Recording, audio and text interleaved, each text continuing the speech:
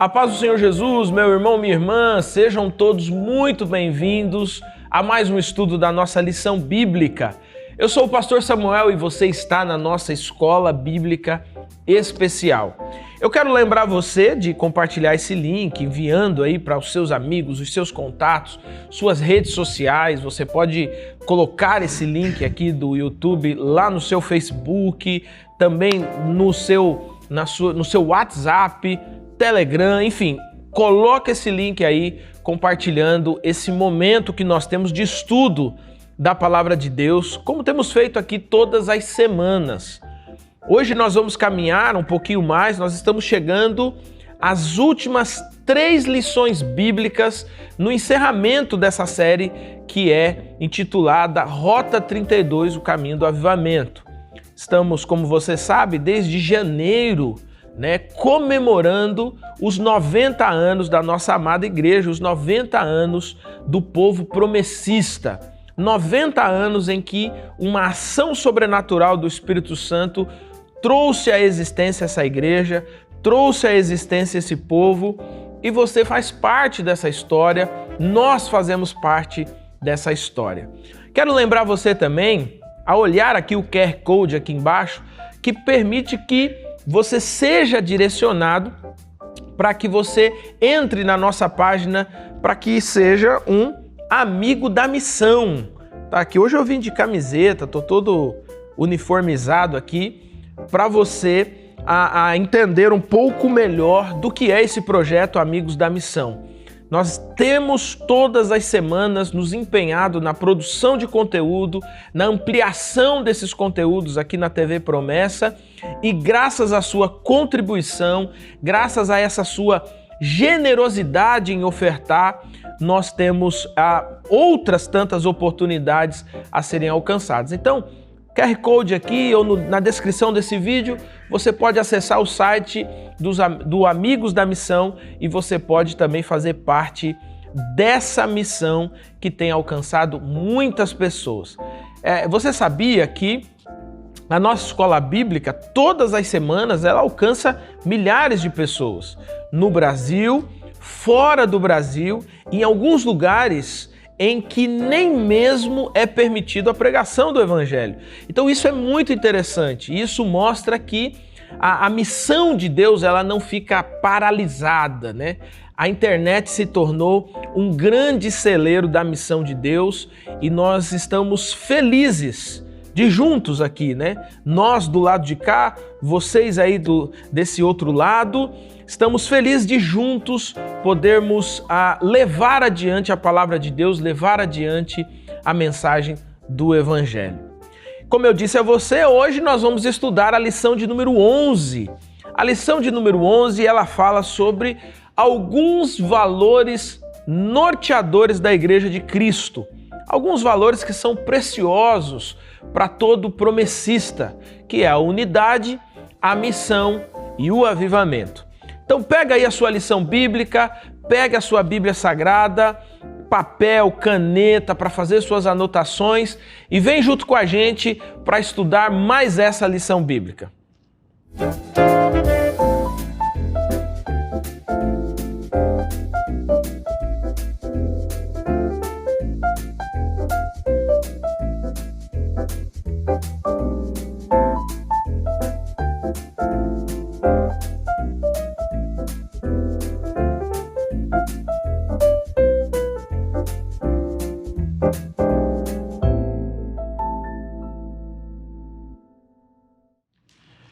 Meu querido irmão, minha querida irmã, 3 valores são extremamente importantes para a Igreja de Cristo: a unidade, a missão e o avivamento. A gente sabe que no meio empresarial, valores são norteadores, aqueles pontos que norteiam aquilo que a empresa não pode deixar de ser, aquilo que ela não negocia, aquilo que ela não deixa para trás, aquilo que não se altera. Por outro lado, quando nós pensamos isso na igreja, é possível aprender algumas lições a respeito desses valores. Por quê?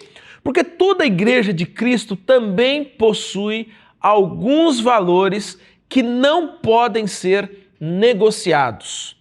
E esses valores norteadores, eles ajudam a igreja de Cristo a se manter no caminho, a se manter no foco, a se manter no trilho.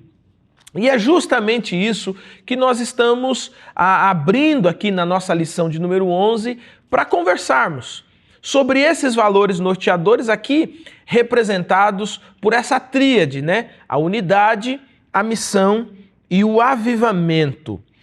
E quando nós pensamos nesses três valores, nós vamos observar que são marcas presentes no povo de Deus na Escritura, mas que também são marcas presentes no povo promessista, no povo de Deus promessista. E é esse o convite que nós fazemos a você hoje no estudo dessa lição bíblica. E para nos ajudar hoje a compreendermos um pouco melhor esses valores, esses norteadores, né, da nossa vida como igreja, da nossa vida como povo promessista, está conosco aqui o pastor Aníbal. Pastor Aníbal, que primeira vez aqui com a gente, um momento assim internacional aqui da nossa Escola Bíblica Especial. Pastor Aníbal, seja bem-vindo. Você tem aí a oportunidade de saudar os nossos irmãos, nossos alunos, né, melhor dizendo, e esperamos que esse tempo seja um tempo abençoador. Ok, Pastor Samuel, muito obrigado por essa oportunidade. Obrigado aos que estão aí assistindo essa lição bíblica, que por demais é muito especial, porque vai estar falando de um tema que para nós é agora o boom do momento, né? Que é esses princípios norteadores, né? Para quem ainda não sabe muito de mim, eu queria me apresentar em primeiro lugar. Por favor, vamos lá. Então... só um parênteses, né? Porque eu comecei dizendo que esse é um momento internacional do nosso programa aqui, internacional da nossa escola bíblica, né? Porque o pastor Aníbal, até onde eu sei, não é brasileiro, né?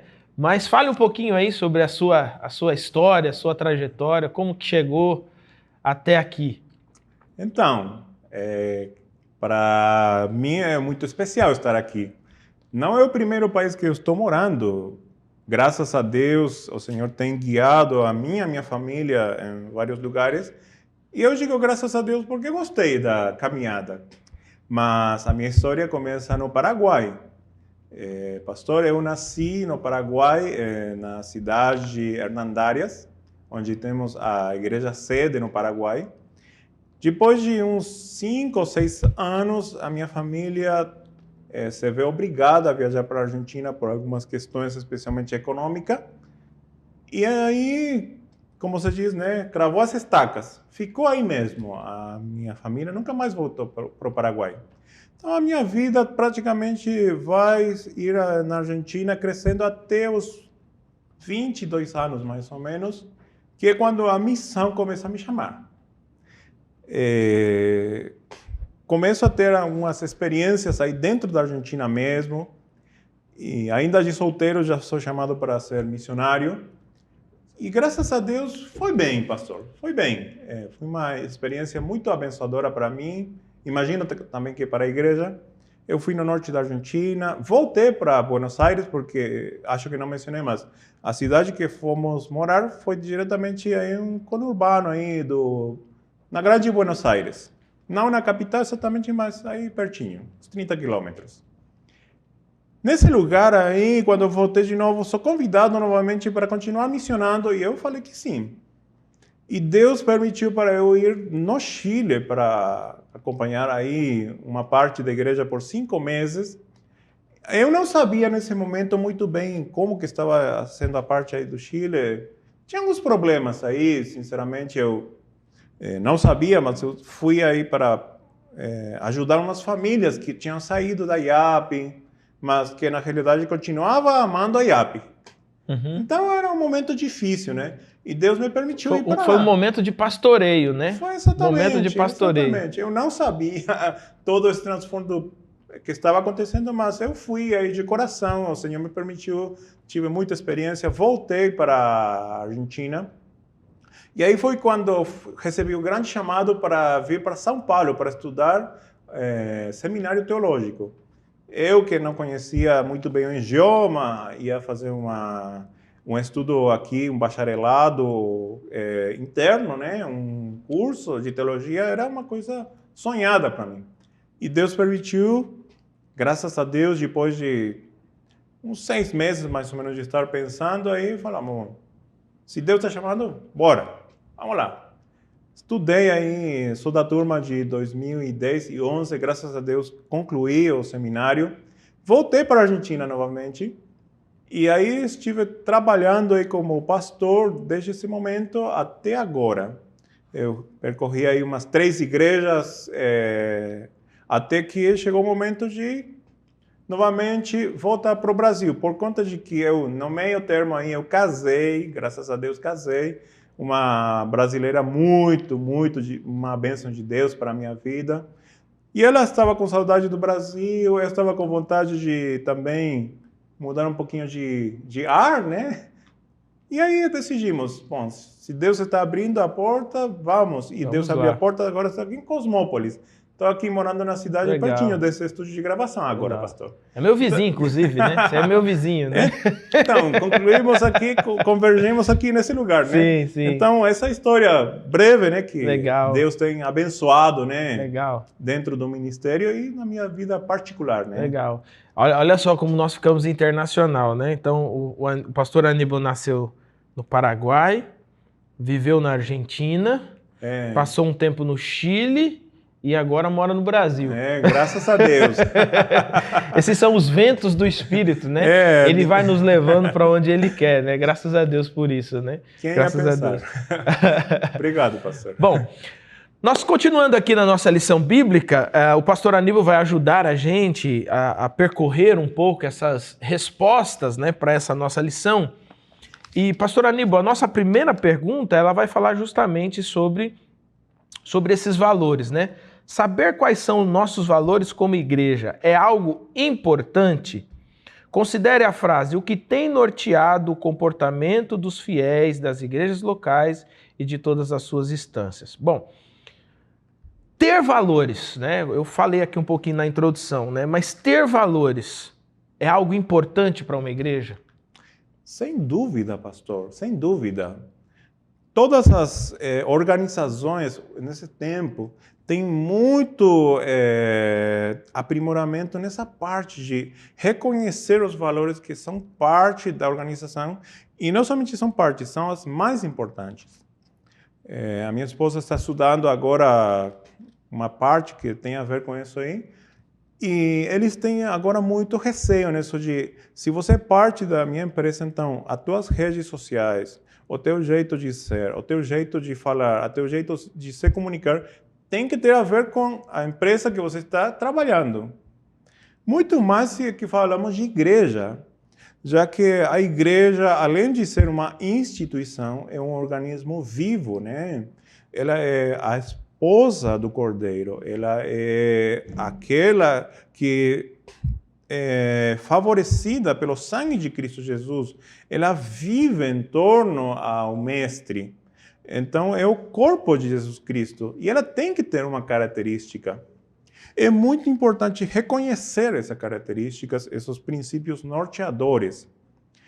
Então, uma pessoa que é parte da Igreja Adventista da Promessa já tem percebido, com certeza, de que, mais ou menos, ainda que tenha algumas diferenças entre uma e outra, mas tem pontos em comum.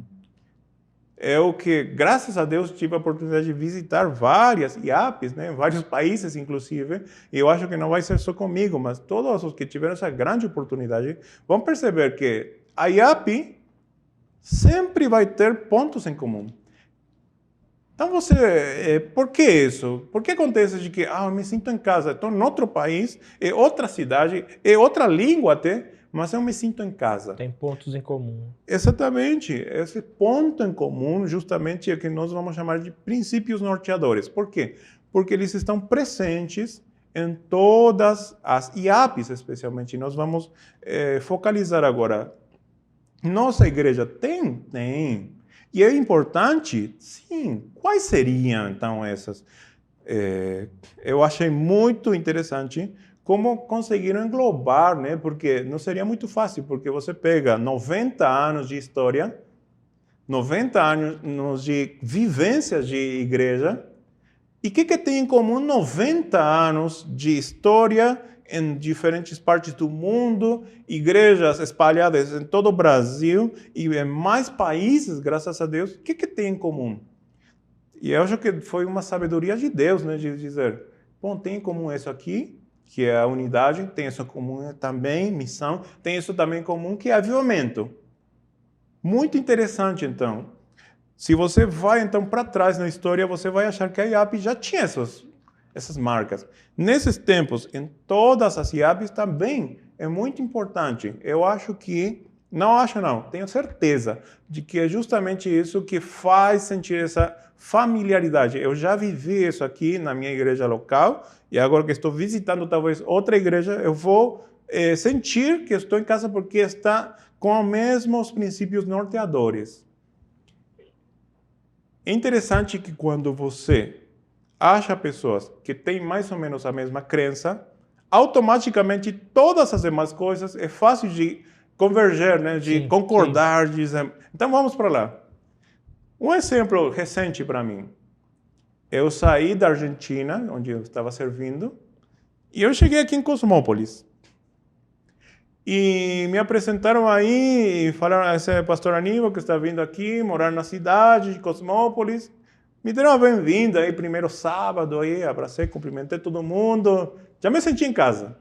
Aí um pastor veio, me deu a mão assim, né? A paz do Senhor, pastor. Hoje à tarde você vai pregar aí no culto do lar do irmão tal. Já deu a tarefa, né? Então, essas coisas aí, somos parte, né? Essa coisa familiar, né? Que a gente se sente realmente, além de ser irmãos em Cristo, nós nos sentimos realmente familiares um com o outro.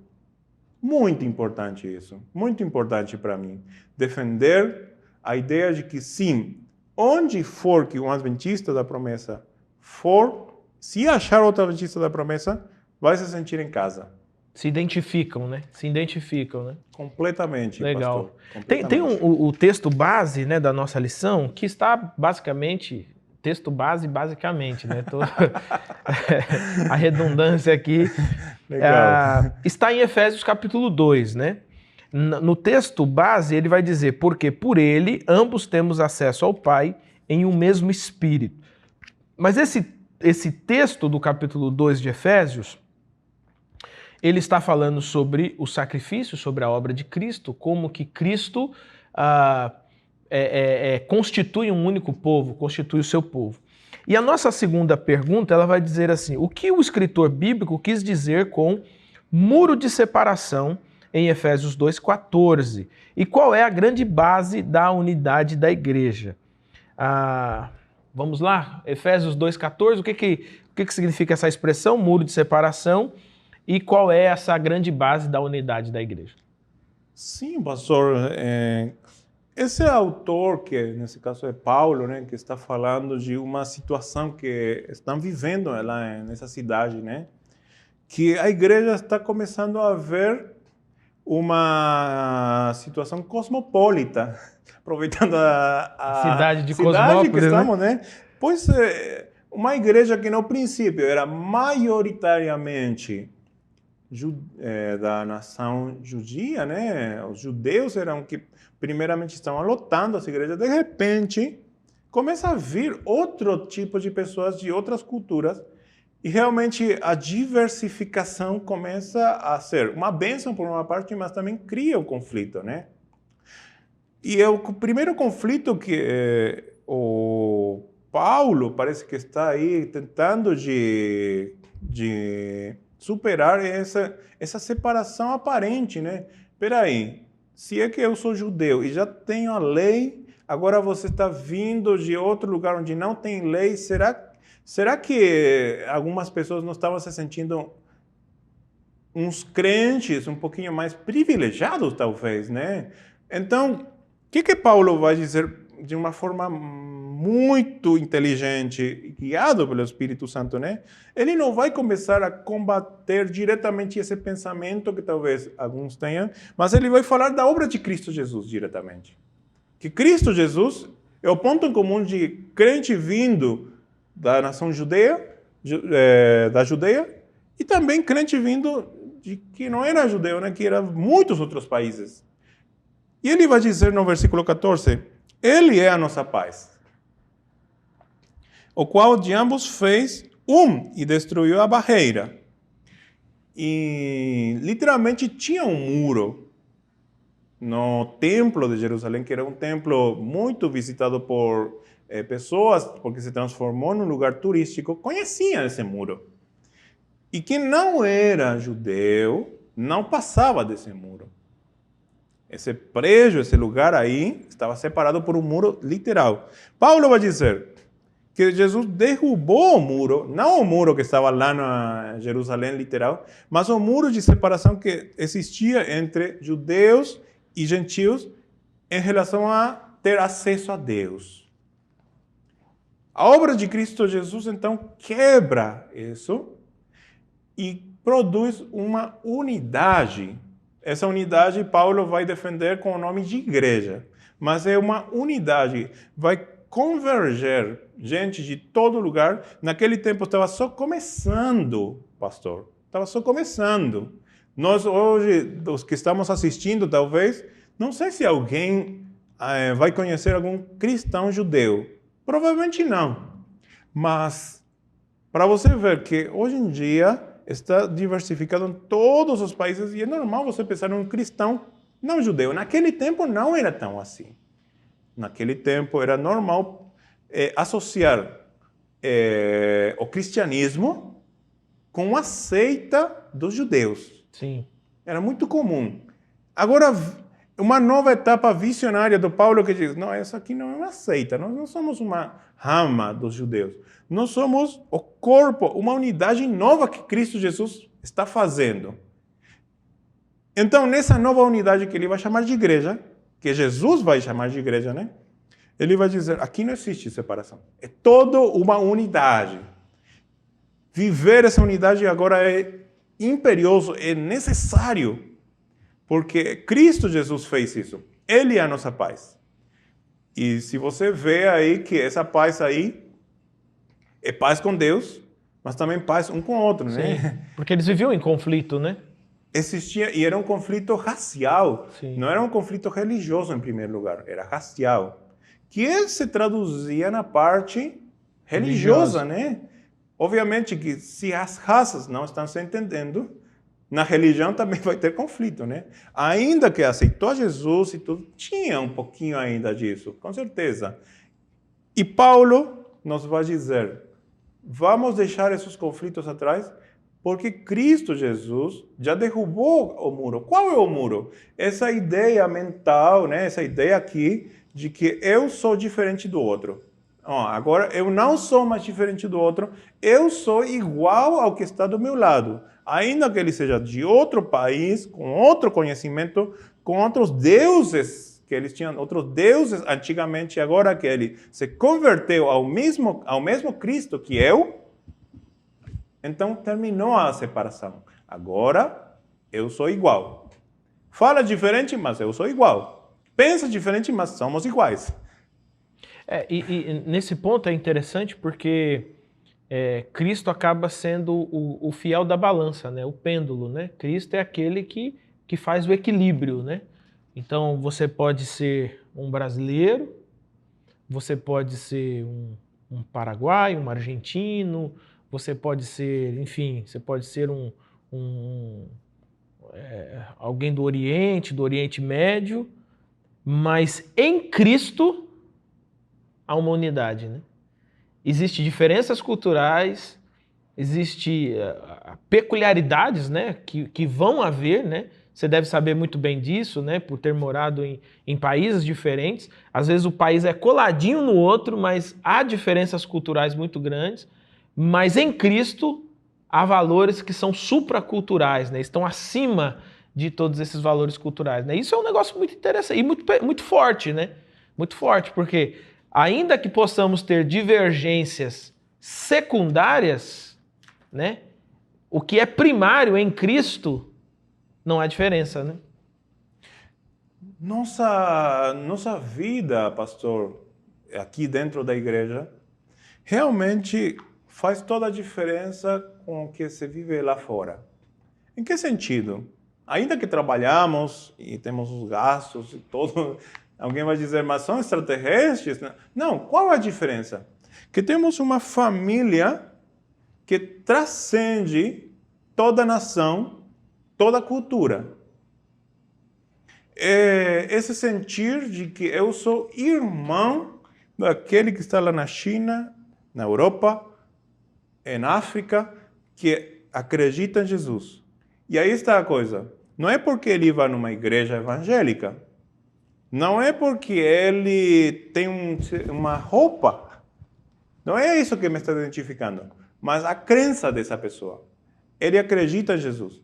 E por acreditar em Jesus, nós somos irmãos. Nós somos irmãos. É maravilhoso isso. Realmente é um milagre. Porque eu posso concordar com você em muitas coisas, mas nem por isso somos família, nem somos próximos. Eu posso concordar com muitas pessoas, mas Jesus faz esse milagre, né? Que depois vamos estar vendo como o Espírito Santo age aí, né? Costurando essa unidade, né? Ele vai costurando com seu agir, mas ele faz família. Não é um povo que concorda, não é um clube que está torcendo, ou seja, não é fanáticos torcendo pelo mesmo clube. É família que, além de acreditar em Jesus, é visitada depois, né, pelo Espírito para construir essa família. E aí está a grande sacada de tudo isso. A nossa unidade realmente é sobrenatural. Porque Jesus é sobrenatural. Sim, sim. E como Ele é o que nos une, essa unidade certamente é sobrenatural. Sim. Eu achei muito interessante essa expressão, né? A nossa unidade, ela é sobrenatural. Porque aquele que nos une é sobrenatural, né? Amém. Vamos caminhar um pouquinho mais. Aqui para o versículo 17, ele vai falar um pouquinho sobre essas duas palavras, né? Veio e evangelizou, né?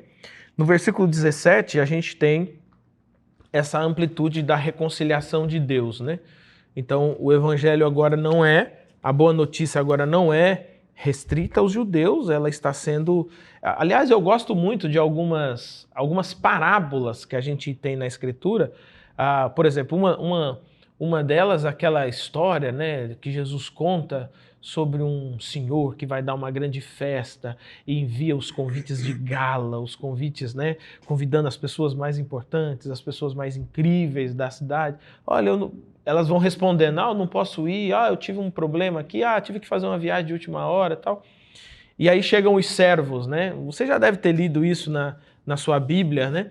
Chegam os servos e dizem assim, olha, senhor, olha, a festa está pronta, a comida está na mesa, né? Tá tudo aí, mas não tem convidados, né? O que a gente faz, né?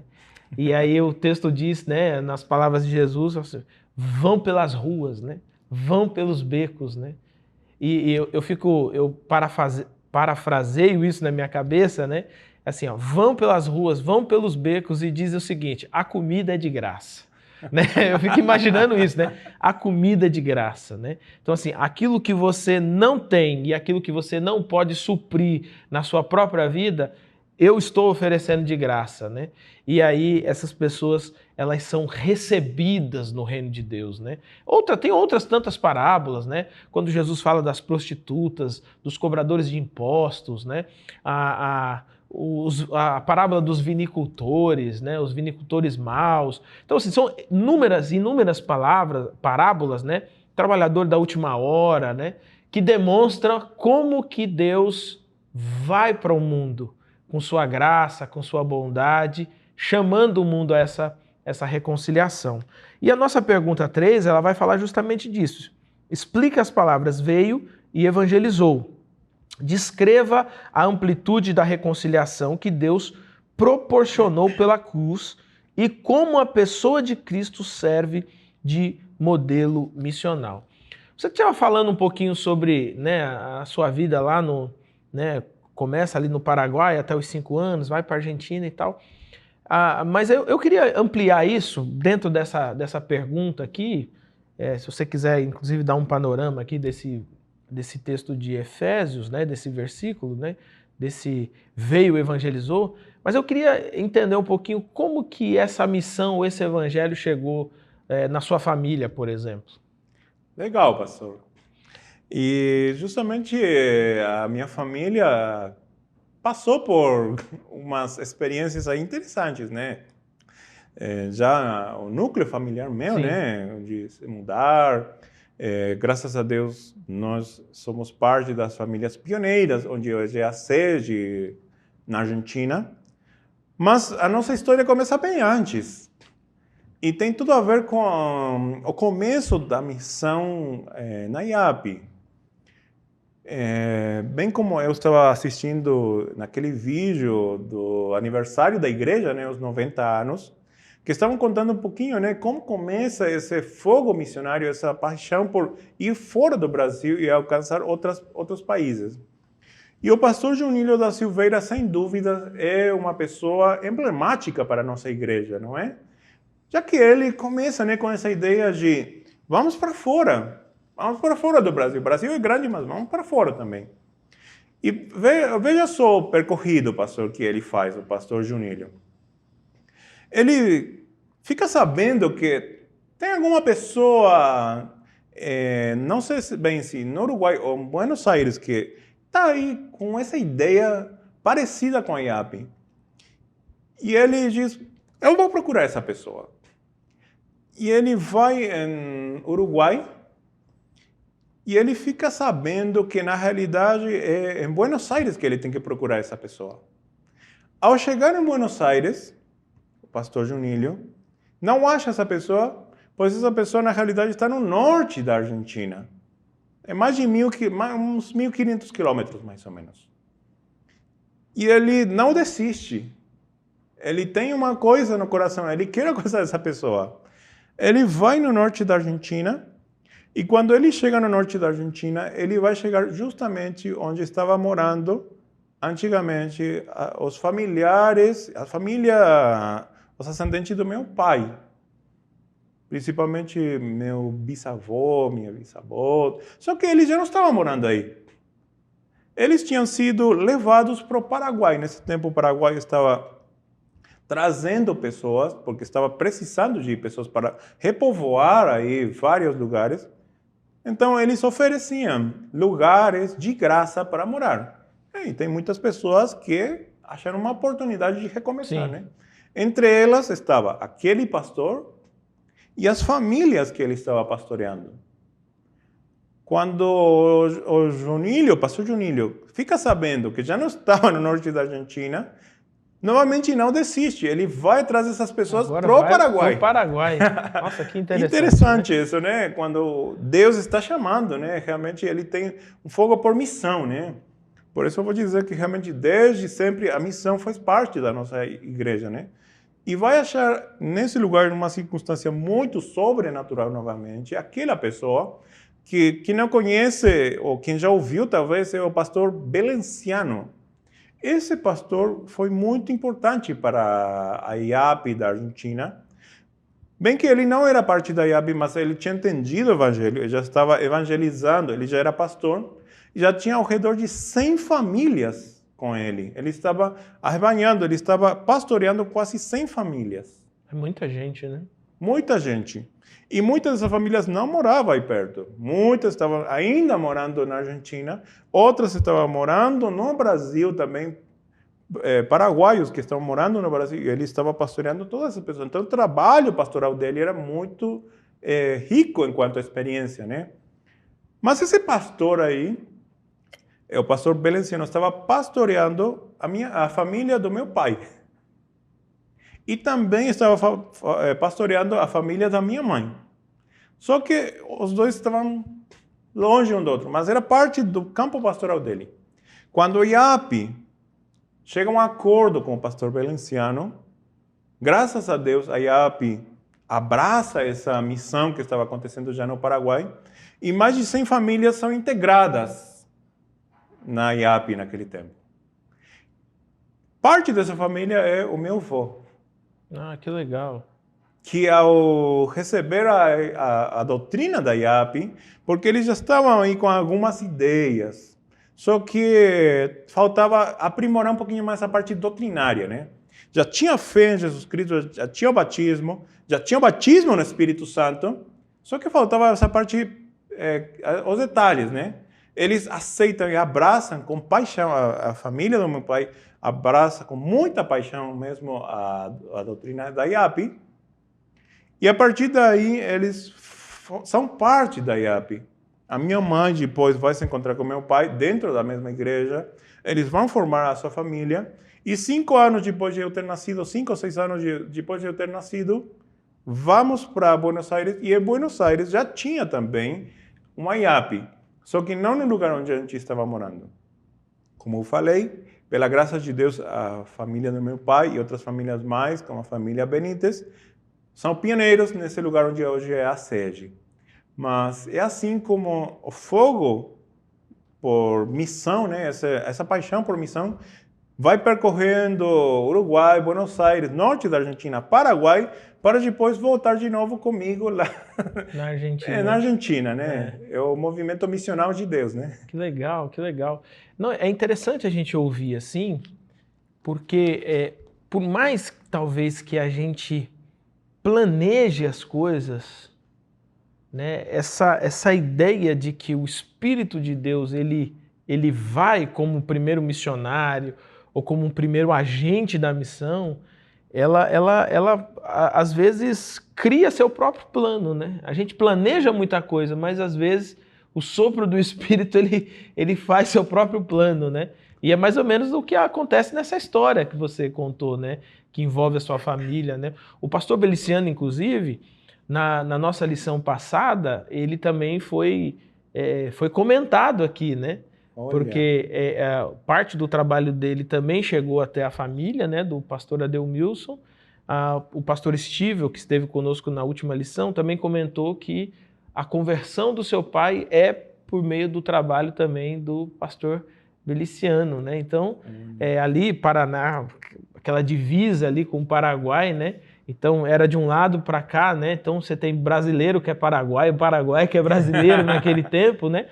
Mas é interessante como que esse sopro do Espírito, ele vai, né? E como que esse chamado missional, né?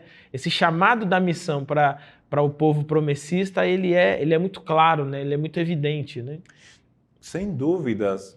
E temos o nosso maior exemplo, não numa pessoa da nossa igreja, que poderíamos, né, nomear entre eles, né, pastor Junílio, mas outras pessoas que foram parte muito importante. Mas a gente sabe que o maior exemplo é Jesus Cristo, né? Que Paulo mesmo vai dizendo que ele que veio, ele que tomou a iniciativa, né? Paulo vai dizer assim, ele veio e evangelizou vocês.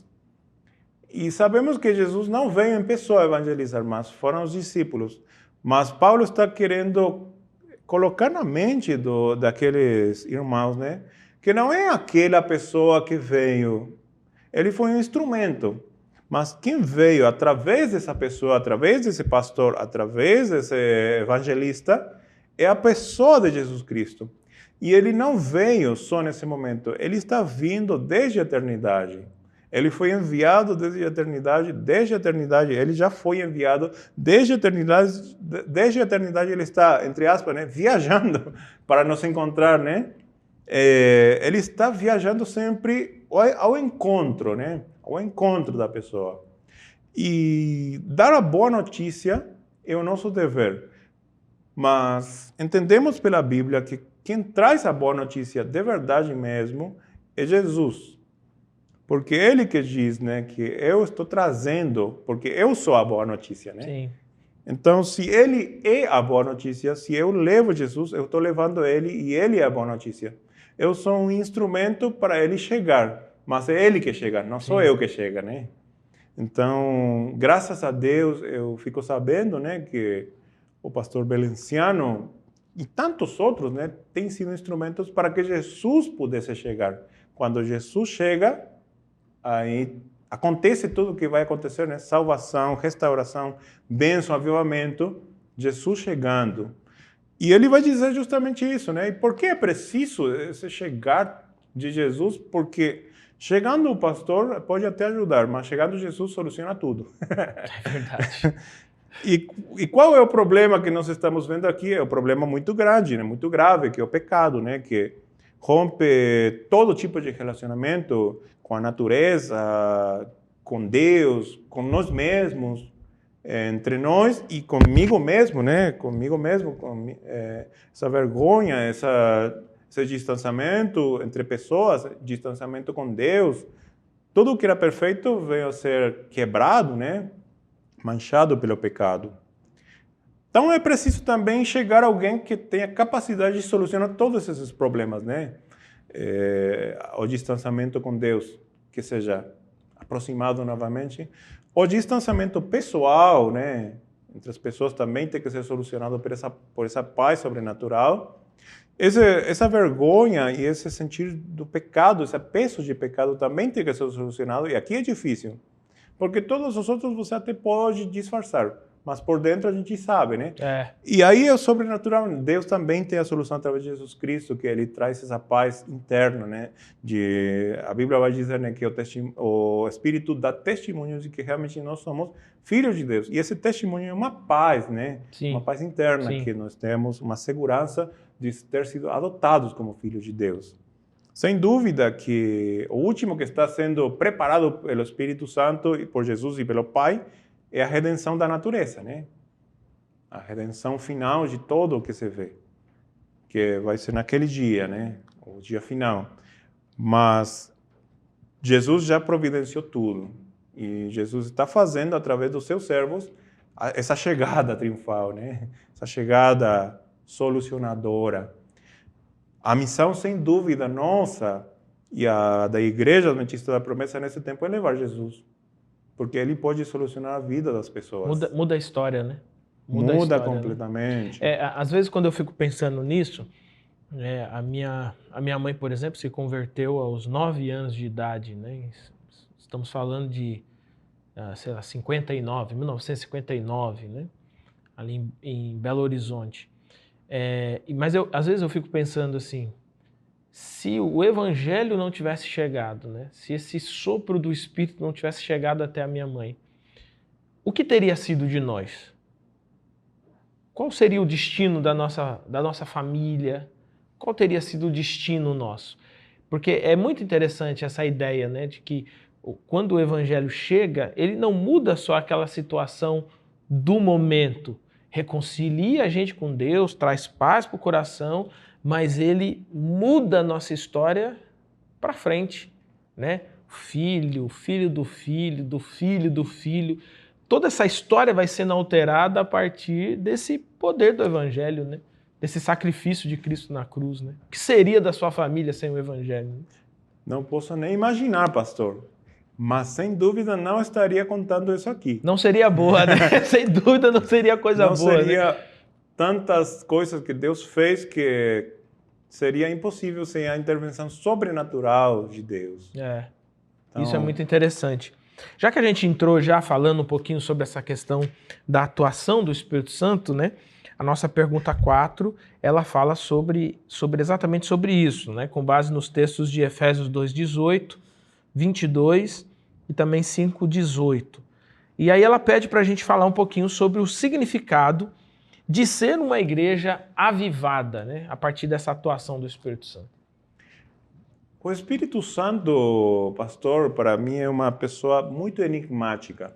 Não porque seja oculto, já que a ação dele é muito evidente, né?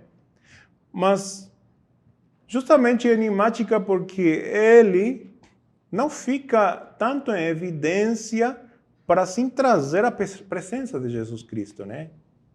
Para mim é muito interessante essa ideia, né, de que a humildade do Espírito Santo, de que toda a ação dele vai ser sempre para a glorificação de Jesus Cristo. E por que para mim é tão importante essa sacada, essa ideia?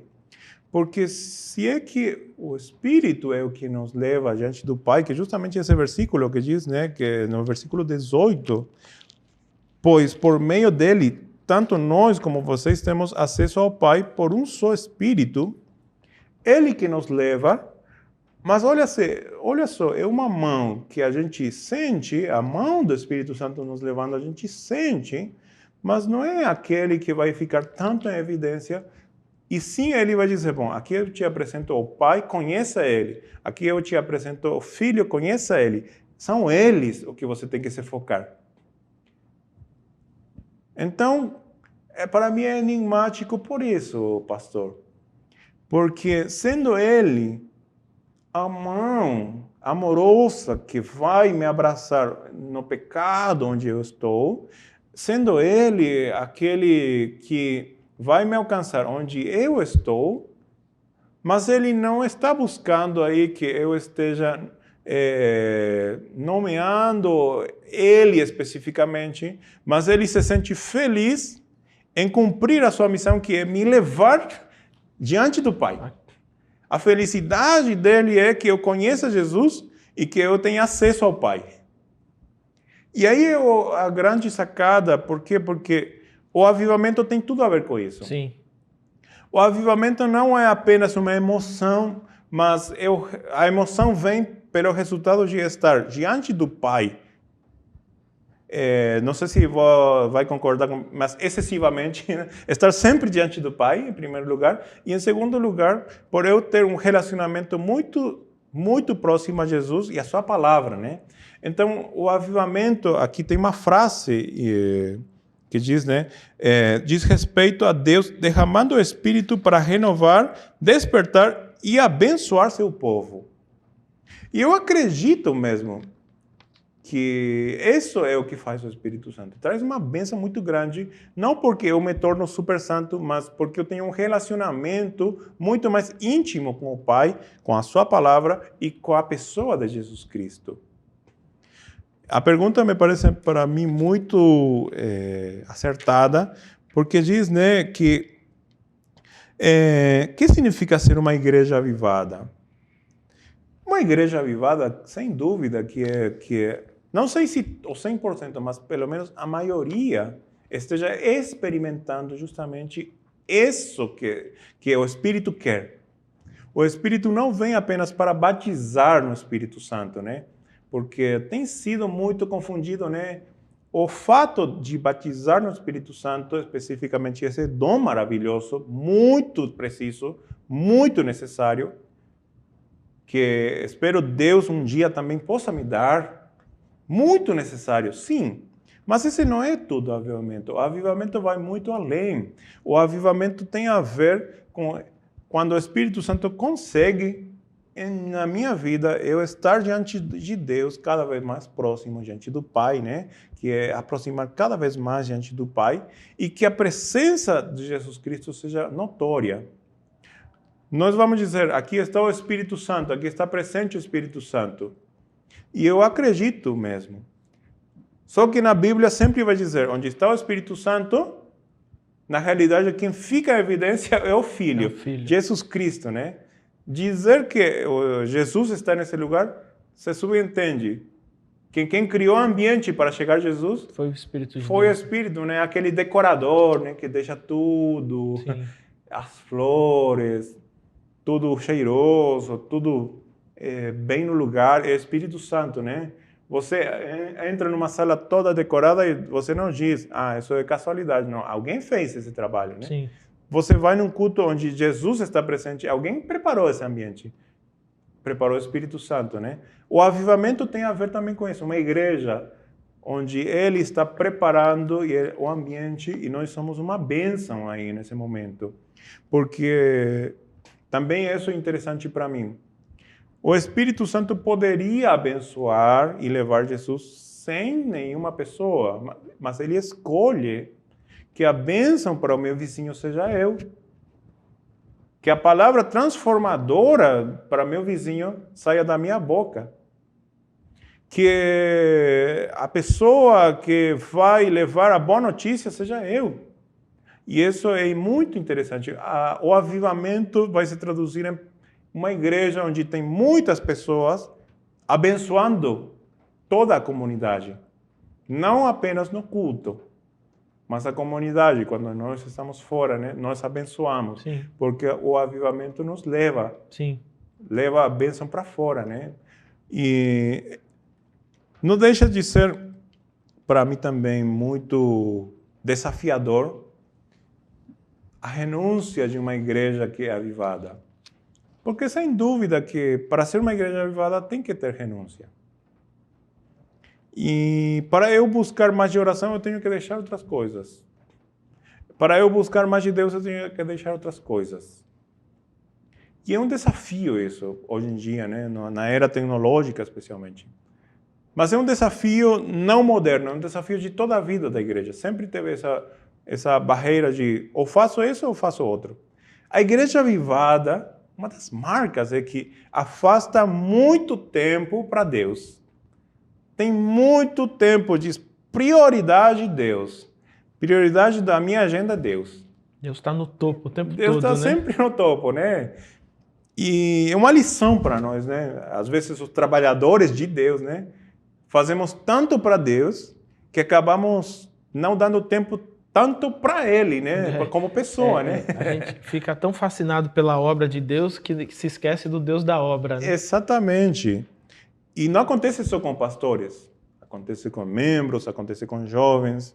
O desafio seria deixar que o Espírito Santo, novamente, né? Eu já sei o caminho, mas deixa de caminhar pelas tuas forças e dá a mão para Ele, que Ele te leva. Ele vai te levar muito mais rápido diante do Pai do que aquele caminho que a gente já entendeu, né? Muito mais rápido e muito mais seguro, né? Exatamente. Você vai muito mais seguro, né? Talvez uma das desvantagens da proliferação da teologia seja que muitos acreditam que podem chegar a Deus sem segurar da mão do Espírito Santo. E talvez seja isso que está sendo um empecilho nesse tempo, né? Essa falta de entrega. Eu já sei o caminho, já sei a Bíblia, já sei.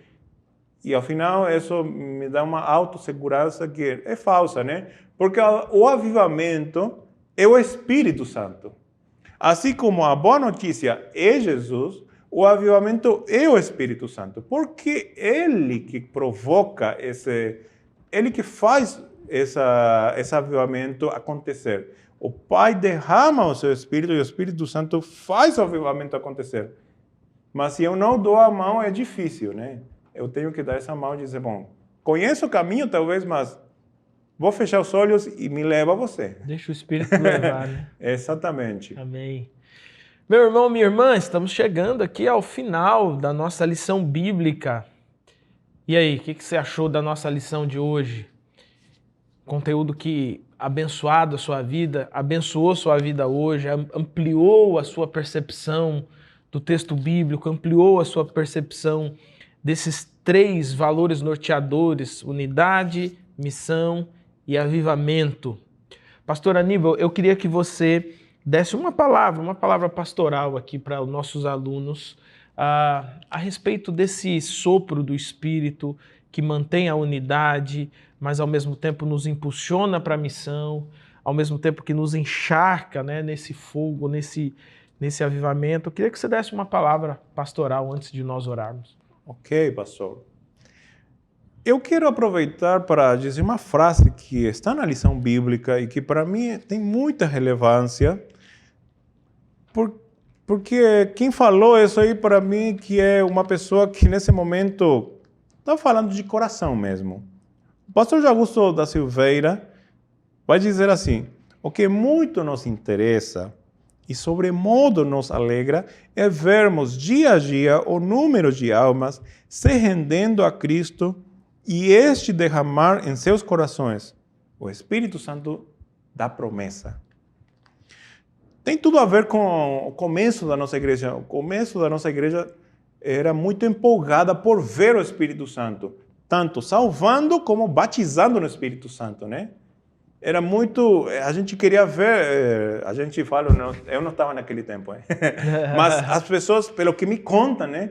Era muito assim, fascinada e queria mesmo, eu acho que era do Espírito, tenho certeza que era o Espírito, colocando essa fascinação por ver pessoas salvas e batizadas no Espírito Santo. O que eu posso dizer é que precisamos ter essa paixão por viver também isso. São princípios norteadores. O que quer dizer isso? Que podemos enxergar aí no futuro, podemos enxergar para nossas vidas, são lugares onde queremos alcançar. O lugar do avivamento, a unidade perfeita, a missão apaixonada, o avivamento genuíno. Queremos chegar nisso aí. Só que não pode ficar só no ideal, né?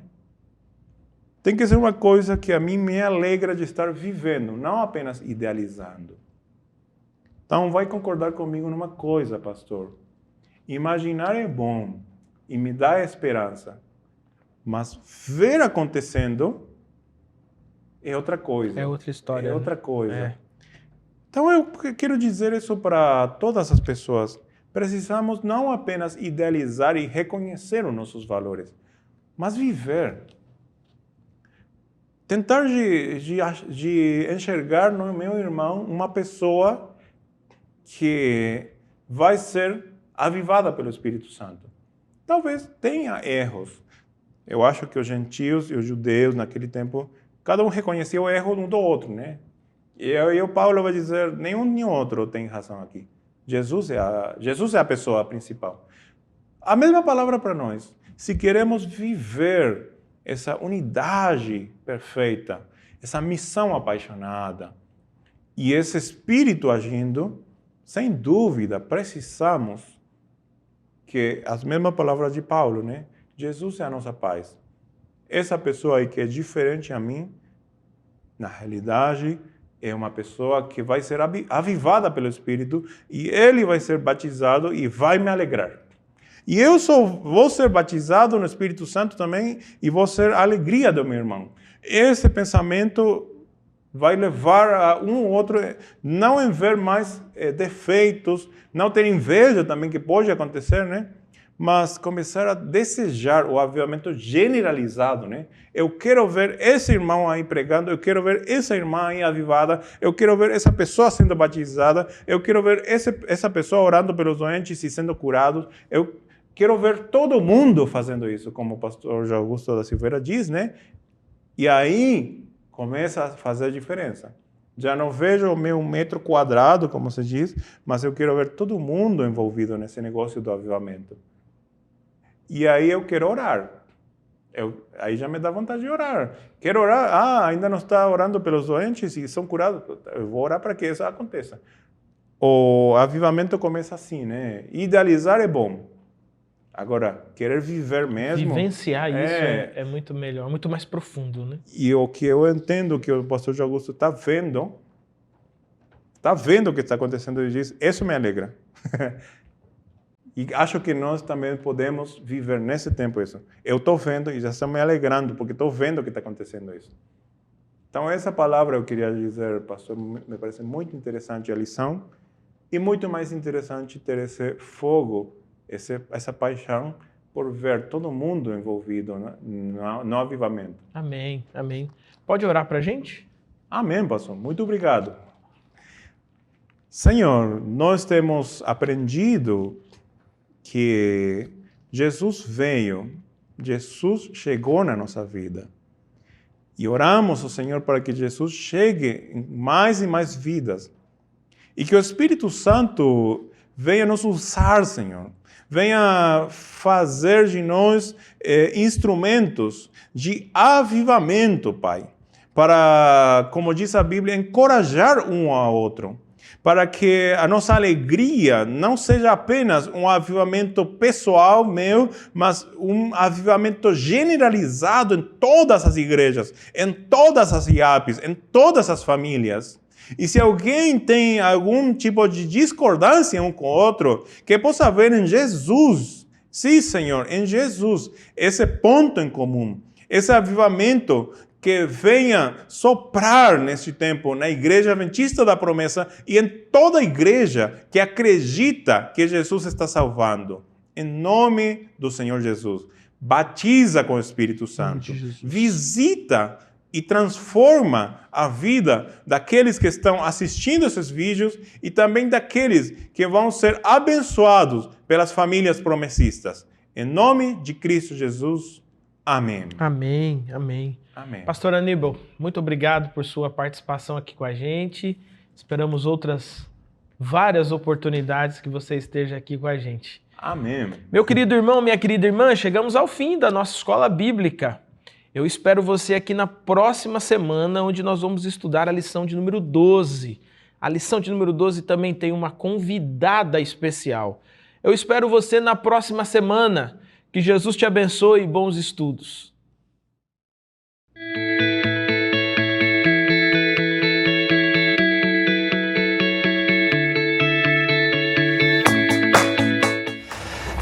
Graça e paz, tudo bem com vocês? Dá uma olhada aqui no lugar sensacional que eu estou hoje.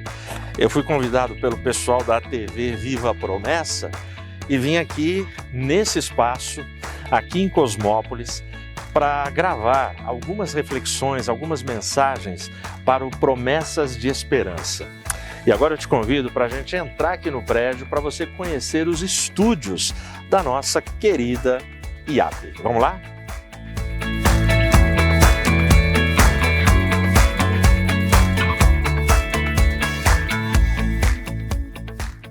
Pessoal, dá uma olhada.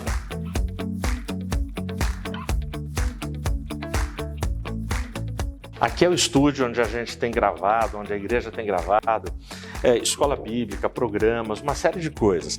Dá uma olhada como é que tá. A gente tem vários cenários e várias possibilidades aqui nesse estúdio e é aqui que a gente tem feito muitas coisas. Para isso, eu queria te convidar. Para quê? Para você ser amigo da missão. Entre no site amigodamissão.org, se cadastre e ajude, porque é dessas doações que a gente tem procurado equipar cada vez mais, cada vez melhor, para poder oferecer para vocês uma programação de qualidade e uma produção com boa imagem, bom som e conteúdos relevantes. Vem com a gente, Deus abençoe a cada um de vocês.